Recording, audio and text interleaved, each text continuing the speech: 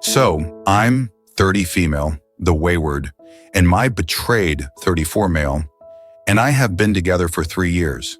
My love language is doing things for the people I care about, spoiling, pampering, and making them feel good.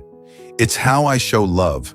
I often offer to do special things for my BS, like back rubs, foot massages, or cooking his favorite meals. But lately, his response is either lukewarm or he's just not receptive whatsoever. I understand that, and I'm not doing it out of obligation. I genuinely want to do these things because I love him, not to suck up or to make up for what I did. I know I'm not obligated to these things. I'm not obligated to grovel at his feet. Before the affair, I neglected him a lot, emotionally and physically. During and after, I was even more distant until I confessed. Now, I want to go all out and be there for him in every way I can. I want to show him that I genuinely care and that I'm trying to rebuild our relationship. We're working on reconciliation and still love each other. We live together, but sometimes I feel like my efforts don't make much of a difference. He often seems indifferent, and it's hard to tell if I'm making things worse or if he just needs more time to heal. I don't want him to feel obligated to accept my gestures or uncomfortable in any way, but I also don't want to hold back if it might help him see my genuine efforts. I don't want him to think that every kind gesture is just me trying to fix things or to manipulate him into forgiving me. Has anyone else dealt with this? How do you balance wanting to show your love without making your partner feel like it's forced or part of an agenda? I would love to hear any advice from people who've been in similar situations. Update. Today my BS told me he wants a divorce. It's been 18 days since D-Day, and I thought he was on board for reconciliation, so this hit me hard. We're still living in the same house, which makes it incredibly painful. I'm trying to stay calm and put up a brave front, but it's tough. My mom has cancer, so I'm not sure how she'll handle this news. I want to delay the divorce until my mom's situation stabilizes or the worst happens, but my BS says it'll take too long, and he doesn't want to wait. I get it. It's best for him to move on and find peace, even though it's tearing me apart. I know I can't wallow in self-pity. I made this bed, and now I have to lie in it. I wish I could turn back time and undo what I did, but that's not possible. If anything, I hope sharing this can help someone avoid making the same mistakes I did. Please, if you have someone you love, don't take them for granted and don't betray them. I need to accept that this is the reality I created. Now I just have to face the consequences and figure out a way forward. Story 2. It's been a year since separation. How long until I'm over it? Beamy, 27 years old. Just returning from overseas after a long time away from the US. Haven't lived in one place for a long time because military. Get on Bumble and match with a 10-10 Latina. I'm Latino myself. I apply for a job in a different state. Get it. Latina and I were getting along pretty good, so I tell her to come with me. Get married the day before I leave. She gets there a month later. She's pregnant the month after. Big shock for all, but I decided to make the best of it. Abortion is her first thought. I don't believe in it. She has baby and we are having a great time. Fights every now and then, but overall good. Sex is good. Money is good. Things are hard because no help. She has baby and wants to go to work ASAP. She wants daycare for a less than a month-old baby. I say no. Wait at least 6 months. She is a worker but has no career. Why put my first baby in daycare when we don't have to? She's not a mother first. She hates the new state because no friends and trapped in house all day. She is able to go to gym during and work after I get back. I'm supportive, just not of putting my recently born son in daycare. Fast forward a few months and we go to her country on vacation.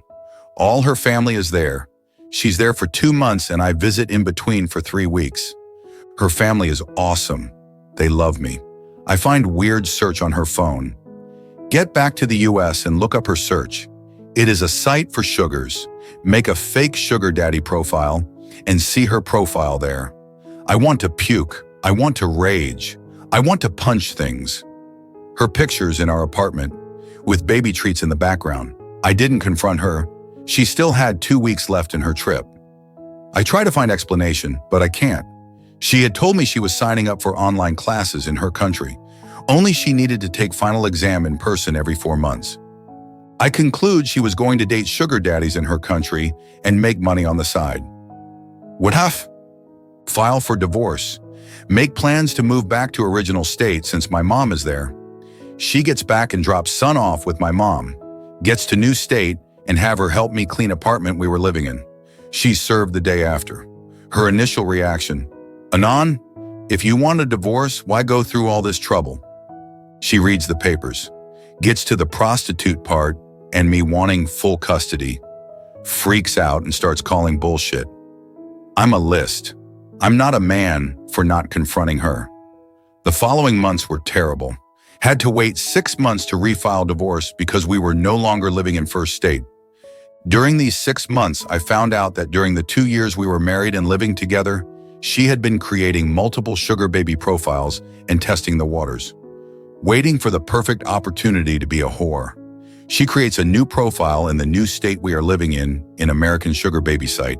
I make a new fake profile, match with her, talk to her, arrange meet-up and an allowance of $1,500 monthly for twice-a-week encounters, potential for more money if she can meet more. She texts my real number saying things like, my business will soon be taking off. I'll have more time to spend with my son. She gets to the place to meet with fake sugar daddy, snap pictures and not mention it. She then texts my real number, it's a prank. I knew it was you all along. Finally able to file for divorce in new state. She has been begging every other month to get back together. I can't. I finally confront her and show her proof. She claims she doesn't remember making profiles. She claims she was pranking me with new one. She claims she was just curious about what happens on those sites. I'm afraid of divorce. Don't want to lose custody or pay her. I try to keep her calm and we end up fucking during last month of arrangements. We go to therapy. Therapist says she's a strong, independent woman. I'm lucky to have her. My gut says she's trash and don't trust her. I'm lonely and want family for my son. I tell her that divorce is happening, but if she wants to try, she needs to be patient. She lasts a week and then tells me that if I don't show her love, she can't do it. That's it. I say okay and try to move on. Divorce is final, and a month later, she is at my door, begging to come back. This is a month after COVID. I say no. She wants to do therapy and make up for what happened. I say no.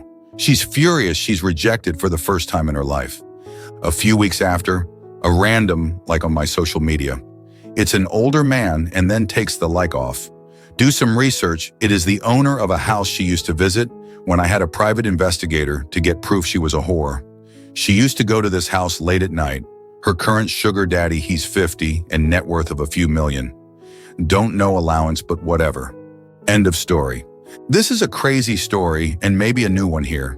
There are many details that are left out due to story length, but believe me, these are additional things I found out that would make me seem crazy and paranoid. Regardless, I've been okay with denying her another chance and staying away from her. However, I keep feeling lonely and hopeless.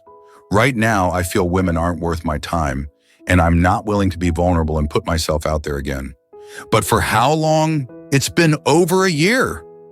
Man, this is an absolutely wild story, and I can't imagine how hard it must have been for you to go through all of this. You've been through so much betrayal, gaslighting, and outright lies that it's totally understandable why you'd feel hopeless about relationships right now.